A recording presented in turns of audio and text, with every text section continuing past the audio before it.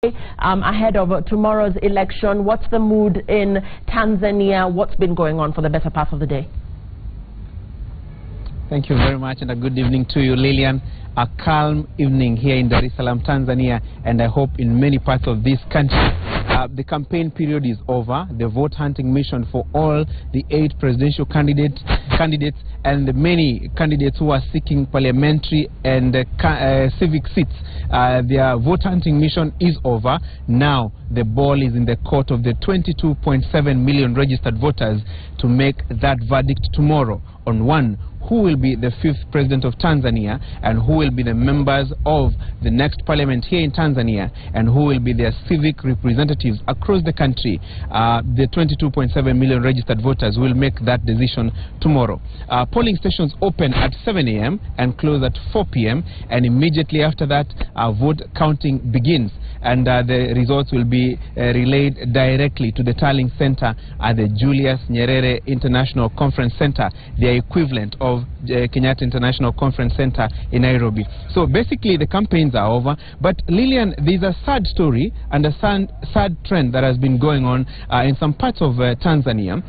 People living with albinism have become a much sought after commodity, if you may like, by some contenders who have been approaching witch doctors to help them win in tomorrow's election. There is this false belief that people with albinism have some magic charms that can be used to make one appeal to the electorate and be elected. And so there's a concern among the activists that they need to be protected. And here is a story that we have prepared for you this evening. Tanzanians go to the polls tomorrow to pick their 5th president, members of parliament and councillors. But a group of the country's population is living in fear and anxiety simply because of the color of their skin. It has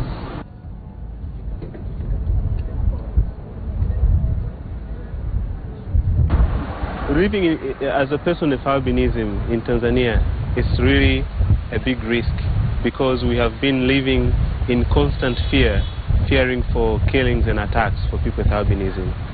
And there have been more risk. This risk increases when it reaches during the time of elections. And simply because people believe that our body parts, or some of the portion of our body parts, once mixed with a magic potion, can cause them to win elections or to get some good luck.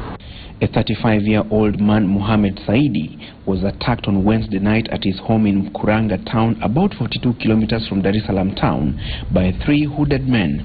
Though he is lucky to be alive, Saidi's attackers slashed his right ear with a machete and had intended to cause him more harm, were it not for his courage to wrestle with them and screams that forced them to take off.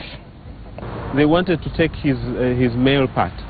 Yeah, so it is really depending on how the witch doctors are demanding. Sometimes they may say bring blood, sometimes they may say bring hair, sometimes they may say bring right hand side or left hand or a leg. Statistics obtained from lobby groups that work with people living with albinism in Tanzania, such as Under the Same Sun, 1 out of every 1,400 Tanzanians lack pigmentation in their eyes, skin and hair, making it the country with the highest number of albinos in the world.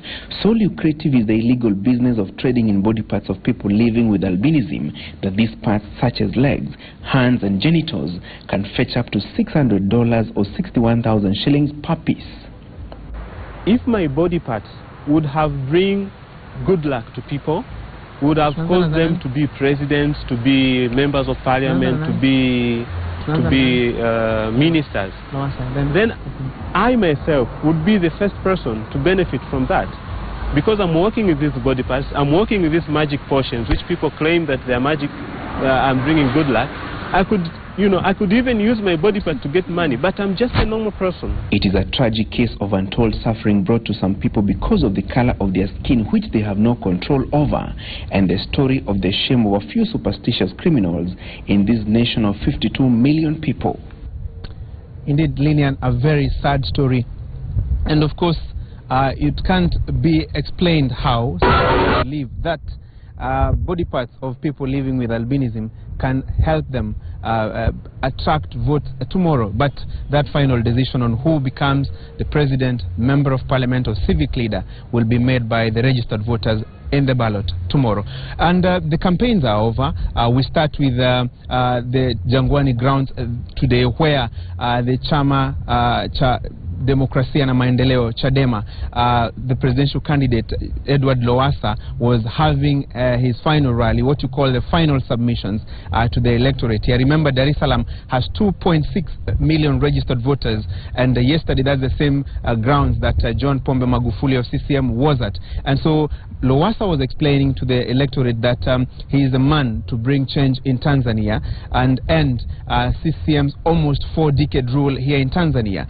He's explaining that the Chama cha Mapinduzi has been unable to bring development to the people of Tanzania, and that given an opportunity tomorrow, he can bring change, help empower the youth, help empower women, and bring them development, genuine development that they can all enjoy, and use the country's vast resources to bring development in the country. And John Pombe Magufuli of Chama cha Mapinduzi was having his final rally, making his final submissions in Mwanza, and of course he is explaining that he is the man to continue with the CCM legacy, and that he is the man to bring real development, continue from where President Jakaya Kikwete has left as the 4th president of Tanzania, and that their opponents in Chama cha Demokrasia na Maendeleo, Chadema, do not necessarily bring any meaningful change.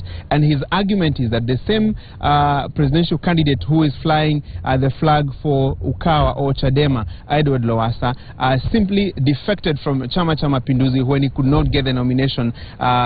He could not be nominated as the CCM presidential candidate. So he's questioning the kind of change that Lowassa can bring by defecting from the ruling party to the opposition. So basically, the final submissions, the final arguments by the two main contenders in the race. But remember, there are 6 more persons who will be on the presidential ballot paper tomorrow. But clearly, it has turned out into a 2-horse race, pitting John Pombe Magufuli of CCM and Edward Lowassa of Ukawa. So the decision is tomorrow. We wait to see how the Tanzanians will vote tomorrow, beginning 7 a.m.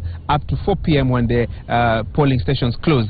We definitely will be here to bring our viewers up-to-date details on how the Tanzanians will make that decision at the ballot. Back to you, Lilian, in Nairobi. Thank you for that, Francis Gashiri. Francis Gashiri and the Citizen TV team on standby in Tanzania ahead of the polls tomorrow when Tanzania votes. And